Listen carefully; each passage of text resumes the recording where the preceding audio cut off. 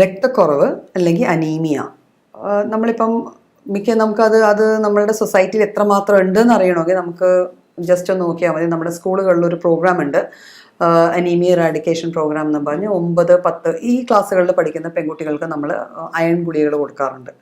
അപ്പം അവർക്ക് മാത്രം കൊടുക്കാനുള്ള കാരണം എന്ന് വെച്ചാൽ ആർത്തവം തുടങ്ങുന്ന ഒരു കാലഘട്ടമാണ് കുട്ടികളുള്ളത്. അപ്പം ആ സമയത്ത് ഈ ബ്ലഡ് ലോസിനെ എങ്ങനെ ഹാൻഡിൽ ചെയ്യണമെന്ന് അറിയാൻ മേലാത്തത് കൊണ്ടാണ് ഇത് ചെയ്യണത്. പക്ഷെ അപ്പം നമുക്ക് ചിന്തിക്കാവുന്നതാണ് നമ്മുടെ സൊസൈറ്റിയിൽ എത്രമാത്രം പ്രിവലൻ്റ് ആയിട്ടുള്ള ഒരു സംഭവമാണ് ഈ അനീമിയ അല്ലെങ്കിൽ രക്തക്കുറവ്.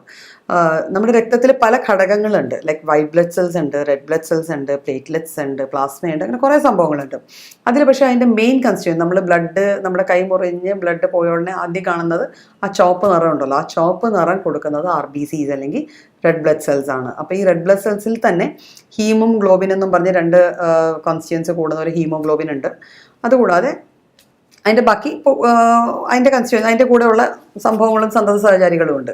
അപ്പോൾ ഈ RBCയുടെ ലെവലിൽ വരുന്ന ഒരു ഡ്രോപ്പാണ്, അല്ലെങ്കിൽ അതിൽ വരുന്ന ഒരു കുറവാണ്, ഹീമോഗ്ലോബിൻ ലെവൽസിൽ വരുന്ന ഒരു കുറവാണ് നമ്മൾ അനീമിയ അല്ലെങ്കിൽ രക്തക്കുറവെന്ന് പൊതുവിൽ പറയുന്നത്. അപ്പം എങ്ങനെയാണ് എന്തുകൊണ്ടാണ് ഇത് വരുന്നത് നമുക്ക് ചിന്തിക്കുക അല്ലേ. സ്വാഭാവികമായിട്ട് രക്തം കുറയണമെങ്കിൽ ഒന്നെങ്കിൽ രക്തം അമിതമായി നമ്മളുടെ ശരീരത്തിൽ നിന്ന് വാർന്നു പോകണം, അല്ലെങ്കിൽ രക്തം ഉണ്ടാവുന്ന പ്രക്രിയയിൽ എന്തെങ്കിലും ഒരു പ്രശ്നം വരണം. അപ്പം അമിതമായി രക്തം വാർന്നു പോകാനുള്ള ചാൻസസ് ഇഞ്ചുറി ആണല്ലോ. ഒരു മുറിവുണ്ടായി, രക്തം കുറേ പോയി. പിന്നെ അല്ലെങ്കിൽ ബ്ലീഡിങ് ഉണ്ടായി, ബ്ലീഡിങ് പലതരത്തിലുണ്ടാവാം അല്ലേ. പൈൽസിൽ നിന്നൊരു ബ്ലീഡിങ് ഉണ്ടാവാം. പലരും പുറമെ പറയാൻ മടിക്കുന്നൊരു അസുഖവും രോഗലക്ഷണമാണ് പൈൽസ്, അല്ലെങ്കിൽ ഈ മൂലക്കുരുവിൻ്റെ അസുഖമുണ്ട്, അർഷസ് ഉണ്ട് എന്നൊക്കെ പറയുന്നത്. അപ്പോൾ ഇത്തരത്തിൽ ബ്ലഡ് പോയാലും നമ്മുടെ ശരീരത്തിലെ ബ്ലഡിൻ്റെ അളവ് കുറയും. പിന്നെ ബ്ലഡ് പോകാനുള്ളത് ആർത്തവത്തിൽ, സാധാരണ സ്ത്രീകളിലും പെൺകുട്ടികളിലും കാണപ്പെടുന്ന ഒരു മന്ത്ലി സൈക്കിളാണ് ആർത്തവം. അപ്പോൾ മെൻസസ് എന്ന് പറഞ്ഞാൽ ആർത്തവത്തിൽ ഉണ്ടാകുന്ന ബ്ലഡ് ലോസിൻ്റെ അളവ് കൂടി പോവുകയോ ബ്ലഡ് കൂടുതലായിട്ട് പോവുകയോ ചെയ്താലും അവിടെയും നമുക്ക് രക്തക്കുറവ് എന്നുള്ളൊരു സംഭവം നമുക്ക് ഫേസ് ചെയ്യേണ്ടി വന്നിരിക്കാം. പിന്നെ ഡ്യൂറിങ് പ്രഗ്നൻസി അല്ലേ, ഒരു കുഞ്ഞിന് ജന്മം നൽകുന്ന സമയത്തിൽ ഉണ്ടാകുന്ന ബ്ലീഡിങ്ങിൻ്റെ എമൗണ്ട് കൂടി പോവുകയോ എന്തെങ്കിലും കാരണത്താൽ ബ്ലീഡിങ് ആയി പോവുകയോ ഒക്കെ ചെയ്തു കഴിഞ്ഞാൽ നമുക്ക് രക്തക്കുറവുണ്ടാകും. അപ്പോൾ ഈ കാരണങ്ങൾ എന്ന് വെച്ചാൽ രക്തം ഫ്രം ബ്ലഡ് ലോസ് ആണ്, രക്തം നമ്മളിൽ നഷ്ടപ്പെട്ടു പോകുന്നതുകൊണ്ടാണ്. ഇതുകൂടാതെ ചിലപ്പം ചില ഗ്യാസ്ട്രിക് അൾസേഴ്സ് ചില വ്യക്തികളിൽ നമുക്ക് ചില മരുന്നുകൾ കഴിക്കുന്നതുകൊണ്ടോ ചിലതരം ഭക്ഷണങ്ങൾ കഴിക്കുന്നതുകൊണ്ടോ നമ്മളുടെ ആമാശയത്തിലോ അല്ലെങ്കിൽ അത് കഴിഞ്ഞുള്ള വൻകുടലിലോ എവിടെയെങ്കിലും ബ്ലീഡിങ് ഉണ്ടാവുകയാണ്, അൾസേഴ്സ് ഉണ്ടാവുകയാണ്. അപ്പോൾ ഈ അൾസേഴ്സ് ഉണ്ടായിക്കഴിഞ്ഞാൽ അൾസേഴ്സിൽ നിന്ന് നമ്മൾ അറിയാതെ തന്നെ ഒക്കൾട്ട് ബ്ലഡ് എന്ന് പറയും, പുറമേ കാണാൻ പറ്റില്ല, റെഡ് കളറിൽ കാണാൻ പറ്റില്ല, പക്ഷേ ഈ ബ്ലഡ് എല്ലാ ദിവസവും മലശോധനയുടെ കൂടെ പോയിക്കൊണ്ടിരിക്കും. അപ്പോൾ അങ്ങനെയും നമുക്കൊരു രക്തക്കുറവ് വന്നു ചേരാം. അപ്പം ഇത്തരത്തിലല്ലാതെ പിന്നെ രക്തക്കുറവ് ഉണ്ടാവാനുള്ളൊരു കാരണം എന്ന് വെച്ചാൽ രക്തം ഉണ്ടാകുന്ന പ്രക്രിയയിൽ, ഇപ്പോൾ രക്തം നമ്മുടെ ബോൺസിൻ്റെ, നമ്മുടെ എല്ലുകളുടെ മജ്ജയിലാണ് രക്തം ഉണ്ടാവുക. ഈ രക്തം ഉണ്ടാവാൻ നമുക്ക് നമ്മുടെ ശരീരത്തിലെ മതിയായ ആഹാരവും അയൺ റിച്ച് ആയിട്ടുള്ള ഫുഡും അതിനുള്ള ബാക്കിയുള്ള സംഭവങ്ങളെല്ലാം ഉണ്ടായാൽ മാത്രമേ പ്രോപ്പറായിട്ട് രക്തം ഉണ്ടാവുള്ളൂ. അപ്പോൾ ഈ രക്തം ഉണ്ടാക്കുന്ന ബോൺസിലെ മജ്ജകളിൽ അല്ലെങ്കിൽ ബോൺ മാരോയിൽ ഉണ്ടാവുന്ന എന്തെങ്കിലും അസുഖങ്ങളോ എന്തെങ്കിലും തരത്തിലുള്ള എന്തെങ്കിലും മാലഡീസ്, എന്തെങ്കിലും അതിലുണ്ടാവുന്ന ഏതെങ്കിലും ഒരു ഭാഗത്ത് ആ റിയാക്ഷൻ ഉണ്ടായിക്കൊണ്ട് വരുന്ന ഏതെങ്കിലും ഒരു ഭാഗത്ത് വരുന്ന ഒരു ബ്ലോക്ക് ആകാം പലപ്പോഴും രക്തക്കുറവുകൾ. അപ്പോൾ അതിന് നമ്മളൊരു കാറ്റഗറി ഓഫ് ഡിസീസസ് ആയിട്ട് മാറ്റി വെച്ചിരിക്കുക. ബ്ലഡ് ഫോർമേഷനിൽ ഉണ്ടാകുന്ന അതൊരു പ്രത്യേകതരം അസുഖത്തിൻ്റെ കാറ്റഗറീസ് ആണ്.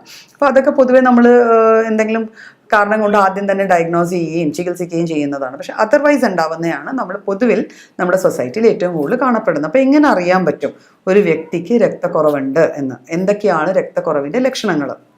നമുക്കറിയാം, ആദ്യമേ രക്തക്കുറവെന്ന് പറഞ്ഞ ഉടനെ ആ ചുമപ്പ് നിറം കുറഞ്ഞു.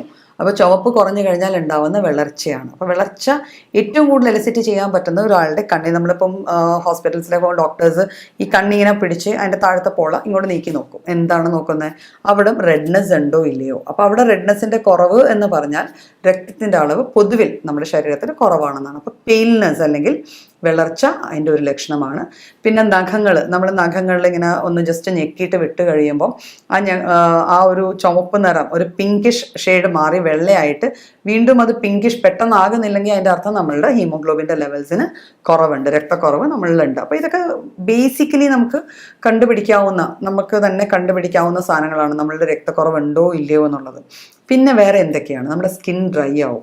സ്വാഭാവികമായിട്ടും നമ്മൾ കഴിക്കുന്ന ഭക്ഷണത്തിലെ എല്ലാ ഗുണങ്ങളും ശരീരത്തിലെ ഓരോ ഭാഗങ്ങളിൽ, അപ്പോൾ സ്കിൻ ഒരു ഭാഗം തന്നെയാണ്, അപ്പോൾ സ്കിൻ വരെ എത്തിക്കുന്നത് രക്തമാണ്. അപ്പം ഇതിലൊരു കുറവുണ്ടാവുക എന്ന് വെച്ചാൽ അത് കൊണ്ടുപോകുന്ന എല്ലാ സാധനത്തിനും കുറവുണ്ടാവും. അപ്പോൾ അതുകൊണ്ട് സ്കിന്നിൽ ഡ്രൈനെസ് വരാം. സ്കിന്നിൻ്റെ ഒരു അപ്പൻഡേജ് അല്ലെങ്കിൽ ഒരു ഭാഗമാണ് മുടി. അപ്പോൾ മുടി കൊഴിച്ചിൽ വരാം, മുടി ഡ്രൈ ആയിട്ട് ഒരു മയമില്ലാത്ത മുടിയായിട്ട് മാറാം. പലപ്പോഴും അതിങ്ങനെ പൊട്ടി പൊട്ടി പോകുന്ന വിധത്തിലുണ്ടാവാം.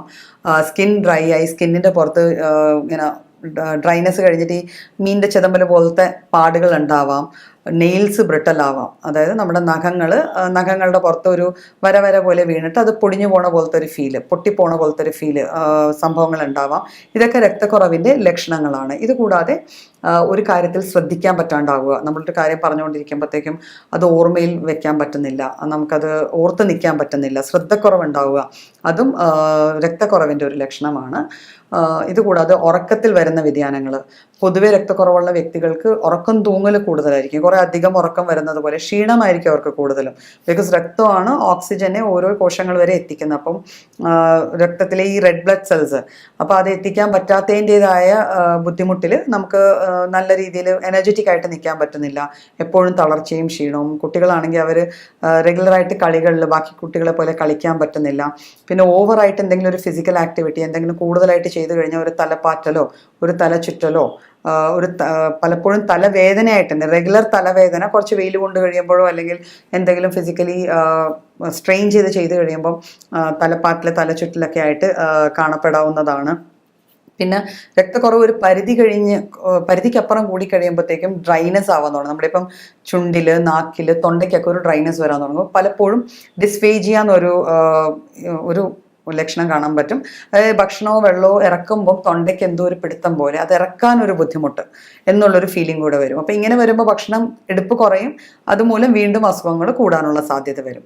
അപ്പോൾ അത്തരത്തിലാണ് നമ്മൾ സാധാരണഗതിയിൽ രക്തക്കുറവിൻ്റെ ലക്ഷണങ്ങളായിട്ട് നമുക്ക് കാണാം. അപ്പോൾ ഇത്തരത്തിലുള്ള എന്തെങ്കിലും ഒരു കൂട്ടായ്മ, ഇപ്പോൾ ഇതെല്ലാം തന്നെ കാണണമെന്നില്ല, ഇതിൽ 3-4 ലക്ഷണങ്ങൾ കണ്ടു കഴിഞ്ഞാൽ നമ്മൾ സാധാരണഗതിയിൽ ചെയ്യേണ്ട എന്താണെന്ന് വെച്ചാൽ നമ്മൾ ഏറ്റവും അടുത്തുള്ള ഒരു ഡോക്ടറെ പോയി കാണുക. ആ ലക്ഷണങ്ങൾ വെച്ച് ഡോക്ടർ തന്നെ നിങ്ങൾക്കൊരു ബ്ലഡ് ടെസ്റ്റിന് വേണമെങ്കിൽ എഴുതി തരും. ആ ബ്ലഡ് ടെസ്റ്റ് ചെയ്യുമ്പോൾ നിങ്ങളുടെ ഹീമോഗ്ലോബിൻ്റെ ലെവൽസ് എത്ര ഉണ്ടെന്ന് അറിയാം. അത് ഓക്കെ ആണോ അല്ല നോർമലിൽ നിന്ന് കുറവാണോ, അപ്പോൾ അതിനെന്തൊക്കെയാണ് വേണ്ടത്, എന്തുകൊണ്ട് അതുണ്ടായി, അതിൻ്റെ കാരണം കണ്ടുപിടിച്ച് അതിനെ ചികിത്സിക്കാനായിട്ട് ശ്രമിക്കും. അപ്പം ഒരു ഹോമിയോ ഡോക്ടറെയാണ് നിങ്ങൾ സമീപിക്കണമെങ്കിൽ ഇതിൻ്റെ ബേസിക് കാരണം എന്താണ്, ആ കാരണം വെച്ച് തന്നെ നിങ്ങൾക്ക് മരുന്നുകൾ തന്ന് അത് ചികിത്സിച്ച് മാറ്റി പിന്നെ രക്തക്കുറവ് വീണ്ടും വരാതിരിക്കാൻ നമ്മൾ അതിനെ സപ്ലിമെൻറ്റ് ചെയ്യാനായിട്ട് നമ്മൾ ഭക്ഷണത്തിൽ രക്തം ഉണ്ടാവത്തക്ക ഭക്ഷണങ്ങൾ, അല്ലെ കുഞ്ഞിലെ നമ്മൾ പഠിക്കുന്നതാണ്, കുട്ടികൾക്ക് കവിതകൾ പോലെ പച്ചക്കറികളും പഴവർഗ്ഗങ്ങളും കഴിക്കുക, ഇലവർഗ്ഗങ്ങൾ നല്ല രീതിയിൽ കഴിക്കുക, മാംസാഹാരത്തിൽ അയണിൻ്റെ കണ്ടൻറ്റ് കൂടുതലാണ്, അപ്പോൾ അത് കഴിക്കുക. അപ്പോൾ അത്തരത്തിലുള്ള ഫുഡും കൂടെ നമ്മുടെ ഭക്ഷണത്തിൽ ഇൻക്ലൂഡ് ചെയ്ത് ഫ്രൂട്ട്സും വൈറ്റമിൻ സി റിച്ച് ആയിട്ടുള്ള ഫുഡൊക്കെ കഴിച്ചു കഴിഞ്ഞാൽ ഇത് നമുക്ക് നല്ല രീതിയിൽ കോമ്പാറ്റ് ചെയ്തിട്ട് ഈ ഒരു കംപ്ലയിൻറ്റ് ഹാൻഡിൽ ചെയ്യാൻ പറ്റും.